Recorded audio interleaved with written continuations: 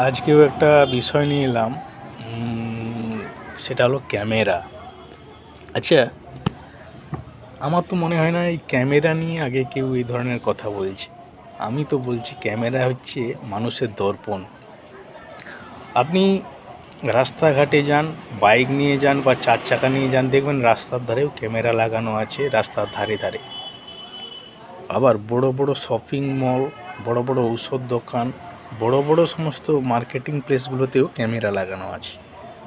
Camera একটা নিরাপদ, যে আপনাকে সব দিক থেকে সহযোগিতা করবে এবং সাহায্য করবে।